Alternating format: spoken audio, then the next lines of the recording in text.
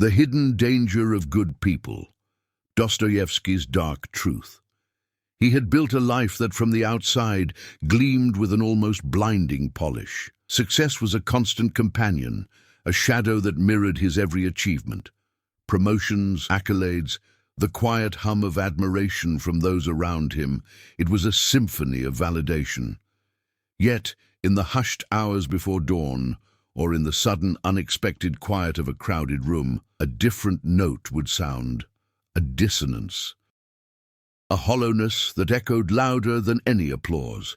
It wasn't the absence of things, it was the absence of meaning. The polished surface began to crack, revealing not a void, but a disquieting landscape where good intentions seemed to lead, not to peace, but to a peculiar kind of suffering. This is the paradox of the outwardly good person, the one who navigates the world with a commendable moral compass, yet finds themselves adrift in a sea of unspoken turmoil. We often equate goodness with ease, with a smooth passage through life. We imagine that adherence to rules, to societal expectations of virtue, will naturally pave a path of contentment. But what if the very effort to be good, to be seen as good, creates a different kind of burden? What if the relentless pursuit of external approval, the quiet suppression of inconvenient truths about oneself, or the well-meaning but ultimately suffocating embrace of responsibility can lead to a profound internal exile? This script begins not with a grand philosophical treatise, but with that familiar, unsettling feeling. The feeling of having done everything right, and yet something is profoundly, irrevocably wrong. It's the quiet ache of a life lived on the surface, a life where the foundations, though seemingly solid, are built on sand. Consider the individual who dedicates themselves to helping others, their days filled with acts of kindness, their words always measured and compassionate. They are lauded as pillars of the community, paragons of virtue. But in the solitude of their own mind, a different narrative unfolds, a narrative of unspoken resentments, of desires carefully buried, of a gnawing fear that their outward facade is a lie they can no longer sustain. This is not about hypocrisy in the conventional sense, but a deeper, more insidious form of self-deception. It's the danger that lurks within the heart of the well-intentioned, a truth that Dostoevsky, with his unflinching gaze into the human soul, understood with a chilling clarity. This journey will not offer easy answers or comforting platitudes. Instead, it invites us to sit with the discomfort, to acknowledge the shadow that can accompany even the brightest light. We will explore how the pursuit of an idealized self, often driven by a fear of judgment or a deep-seated insecurity, can paradoxically lead us further away from genuine connection and authentic living. It's about the hidden costs of being good, the silent sacrifices that can erode the very essence of who we are, leaving us with a sense of profound loss even amidst apparent gain. The path ahead is one of introspection, a gentle unearthing of the buried truths that shape our actions and our deepest sense of self. We begin by acknowledging that feeling, that subtle but persistent whisper of unease that can accompany a life that, by all external measures, should be fulfilling. It's the quiet desperation of the person who feels they are performing a role rather than living a life. The one who wakes up each morning with a sense of dread, not because of external hardship, but because the internal landscape feels barren, desolate. This is the fertile ground where true philosophical inquiry can begin, not from a place of intellectual curiosity alone, but from the raw, undeniable experience of human suffering. The suffering that arises not from malice, but from an earnest, often misguided attempt to navigate the complexities of existence with a moral compass that perhaps has been calibrated by external forces rather than inner wisdom. This is an invitation to look beyond the surface, to question the very definition of goodness that we have so readily accepted. What if the greatest danger lies not in overt acts of wrongdoing, but in the silent, internal compromises we make in the name of virtue? What if the people we admire most for their apparent moral fortitude are, in fact, wrestling with the most profound internal battles, battles that are invisible to the outside world? This script is for those who have felt that subtle disconnect, that quiet ache of unfulfillment despite a life seemingly well lived. It is a journey into the heart of that paradox, guided by the profound insights of thinkers who dared to stare into the abyss of the human condition. He had everything: the respect of his peers, the comfort of a stable life, a reputation for integrity. He was, by all accounts, a good man, yet he felt an emptiness that no amount of external validation could fill. It was a quiet erosion, a subtle decay that began not with a bang, but with a whisper, the whisper of doubt, the whisper of unlived desires, the whisper that perhaps in striving so diligently to be good, he had lost touch with something essential within himself. This is where our exploration begins. Not with the grand pronouncements of philosophy, but with the quiet, persistent ache of a life that feels, despite all outward appearances, profoundly incomplete. It is the paradox of the good person, trapped in a gilded cage of their own making, the subtle danger that lies not in overt sin, but in the quiet compromises of the soul. The world often celebrates the visible acts of virtue, the grand gestures of charity, the unwavering adherence to moral codes. But what happens in the unseen spaces? What are the silent costs of maintaining a facade of goodness, especially when that facade is built upon a foundation of suppressed truths or unacknowledged desires?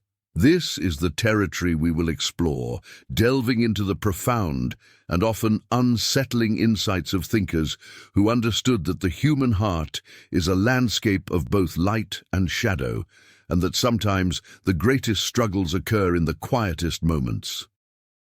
The moments when the external world fades away and we are left alone with ourselves, confronting the true nature of our being. He woke up every day. The alarm clock's insistent chirp, the morning light filtering through the blinds, the routine of preparing for the day ahead. He went through the motions, a well-rehearsed ballet of existence, but the destination never seemed to arrive. Each day was a step forward, perhaps, but on a treadmill.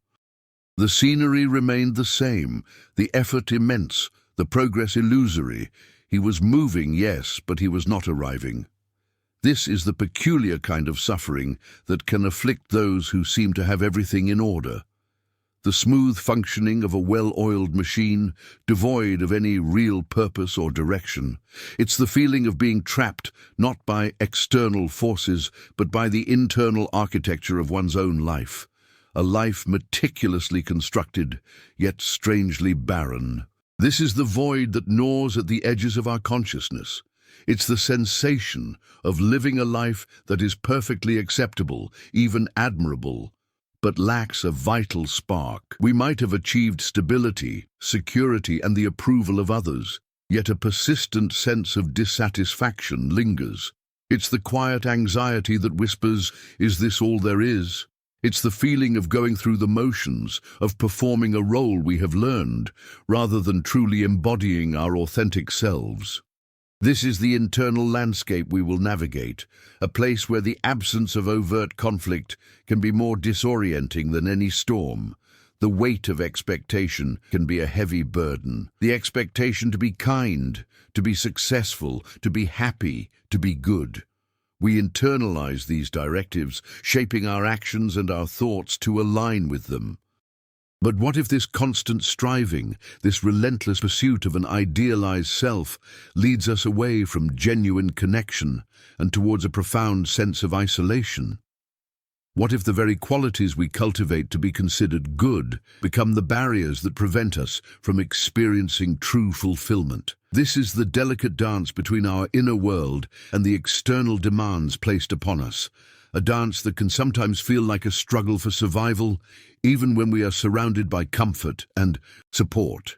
He felt the familiar pang of unease. It wasn't a sudden shock, but a slow, creeping chill. He had done all the right things. He had followed the rules, avoided the pitfalls, built a life that was, by all societal standards, impeccable. Yet, in the quiet moments, a hollowness would emerge, a sense that something essential was missing. He had achieved success, but it felt like a hollow victory. He had earned respect, but it felt like an obligation.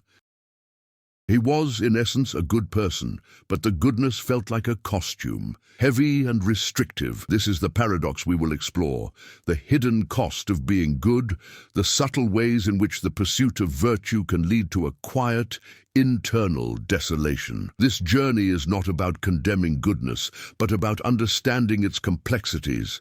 It's about recognizing that the path of virtue, when undertaken without deep self-awareness, can lead to unexpected detours. We can become so focused on external validation, on maintaining a pristine image, that we neglect the inner landscape. We can suppress our true desires, our inconvenient emotions, our authentic selves, all in the name of being good. And in doing so, we risk losing ourselves. We risk becoming strangers in our own lives, performing a role that has become so ingrained, we no longer remember who we truly are beneath the mask. The feeling is one of being perpetually on the verge of something, on the verge of a breakthrough, on the verge of happiness, on the verge of finally arriving, but the arrival never seems to come. Each day is a repetition of the last, a familiar cycle of effort and expectation, yet the promised land remains perpetually out of reach. This is the subtle trap of a life lived in accordance with external dictates, a life that prioritizes conformity over authenticity. It's the quiet desperation of the soul, yearning for a deeper connection, a more profound sense of purpose, a truth that lies beyond the carefully constructed edifice of social acceptability. He was a man of impeccable character. His actions were always guided by a strong moral compass, his intentions pure. He never sought the spotlight, content to live a life of quiet integrity.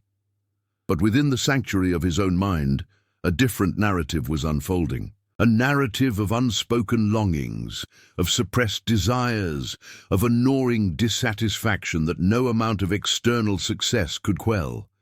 He was good, yes, but his goodness was a cage built from the fear of judgment, from the need for approval, from the deeply ingrained belief that his true self was somehow flawed, unworthy. This is the subtle danger that can lurk within the heart of the virtuous, a truth that reverberates through the works of thinkers like Dostoevsky, who understood the profound complexities of the human soul. We often equate goodness with a life free from struggle, a path smoothed by virtue. But what if the very effort to maintain an image of unwavering goodness can lead to a profound internal conflict? What if the suppression of our darker impulses, our inconvenient desires, our authentic selves, creates a hidden chasm within us? This is not about advocating for vice, but about acknowledging the full spectrum of human experience. It is about understanding that true authenticity often requires confronting the shadows within, rather than burying them beneath a veneer of perfection. He had followed the script. Every line, every cue, every gesture was performed with meticulous precision. The audience applauded, the critics praised, the world deemed him a success. Yet in the echoing silence of his dressing room, the applause faded, and he was left with a profound sense of detachment. The script, so perfectly memorized, offered no solace, no genuine connection to the character he portrayed. He was a master of his craft, but a stranger to himself. This is the paradox of external validation, the illusion that accolades and approval can fill the deepest voids within us. It's the quiet tragedy of a life lived in performance rather than in presence. The feeling is pervasive, yet subtle. It's the sense of being present, yet absent, engaged, yet detached. We go through the motions of life, ticking off the boxes, fulfilling our obligations, but a fundamental disconnect remains. It's as if we are watching our own lives unfold from a distance, observing a character who bears our name, but whose inner world remains a mystery even to ourselves. This is the quiet hum of existential unease, the feeling that despite our best efforts, we are not truly living, but merely existing. It's the subtle erosion of self that can occur when we prioritize external perception over internal reality, a phenomenon that thinkers have grappled with for centuries. He had built a life that from the outside was a testament to his virtue. His actions were consistently aligned with what was considered right. His words always measured and compassionate. He was a pillar of his community, a man whose moral standing was unquestioned. Yet, in the quiet hours of the night, a different kind of truth would surface. A truth that spoke of unspoken desires, of buried resentments, of a gnawing emptiness that no amount of external approval could fill.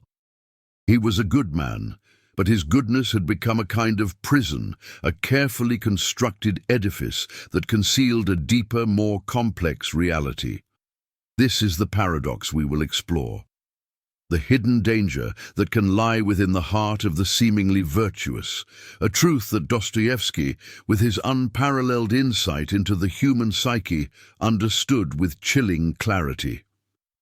This script delves into the quiet suffering that can accompany a life dedicated to external markers of goodness. It is about the subtle ways in which the fear of judgment, the need for approval, or the ingrained societal pressure to be good can lead us to suppress our authentic selves. It's about the internal compromises that can chip away at our sense of wholeness, leaving us feeling disconnected and unfulfilled, even when our lives appear outwardly successful. We will explore how this internal dissonance can manifest, not as overt sin, but as a pervasive sense of emptiness, a quiet desperation that whispers, "Is this all there is?" It is an invitation to look beyond the polished surface, to examine the often unseen struggles that lie beneath, and to understand the profound consequences of living a life dictated by external expectations rather than inner truth. The journey begins with that unsettling realization that a life lived according to the highest moral standards can, paradoxically, lead to a profound sense of inner desolation. It's the feeling of having done everything right, and yet something is fundamentally missing. This is not about suggesting that goodness is inherently problematic, but about exploring the nuances of its pursuit.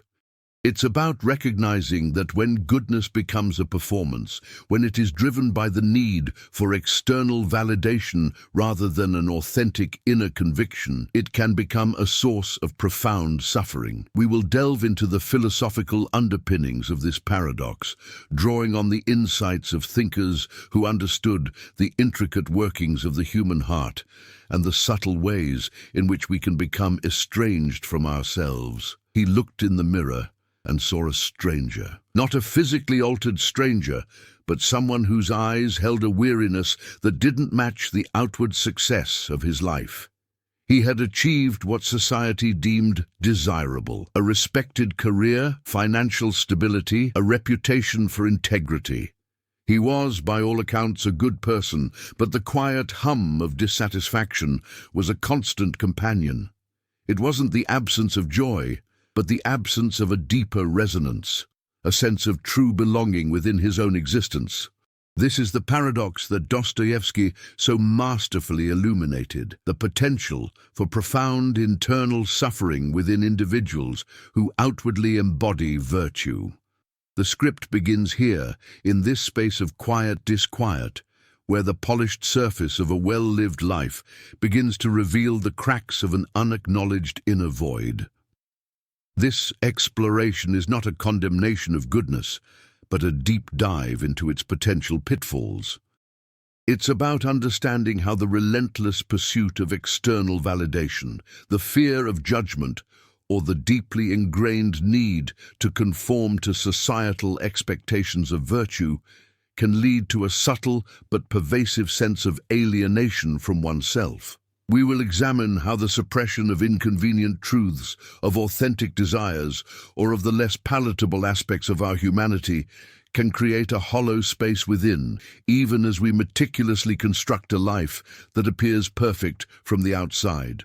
This is the subtle danger of being a good person, when that goodness is performative rather than rooted in genuine self-acceptance. He had built a life that was a monument to his perceived virtues. Every action was carefully considered, every word chosen with precision, every interaction designed to uphold an image of impeccable character. He was, in the eyes of the world, a paragon of rectitude. Yet, in the solitary confines of his own mind, a quiet despair had taken root. It wasn't the dramatic anguish of overt sin, but a more insidious form of suffering, the desolation that arises from a life lived inauthentically. He had mastered the art of being good, but in doing so, he had lost touch with the messy, complex, and ultimately more vital truth of himself. This is the precipice upon which this script begins, inviting you to consider the hidden costs of an outwardly perfect life and the profound paradox that can arise when goodness becomes a performance. We will delve into the philosophical underpinnings of this phenomenon, drawing inspiration from writers who understood the intricate landscape of the human soul. The journey will not be about demonizing virtue, but about deconstructing the societal pressures and internal mechanisms that can turn the pursuit of goodness into a source of quiet agony. It's about recognizing that the most profound forms of suffering can sometimes arise not from malice or wrongdoing, but from the earnest yet misguided attempts to live up to an idealized, externalized version of oneself. This is an invitation to explore the shadows that can accompany even the brightest light, and to understand the subtle dangers that can lurk within the heart of the seemingly good. Perhaps the greatest insight lies in the quiet courage it takes to dismantle the gilded cage, to step away from the applause of the crowd and listen to the subtler, more vital whispers of one's own heart. It is a call to recognize that the most profound acts of goodness are not always the most visible, but often the most internally resonant. The quiet acceptance of oneself, the honest expression of one's truth, the willingness to be imperfectly human. The true practice begins now, not in striving for an unattainable ideal, but in cultivating the quiet grace of simply being.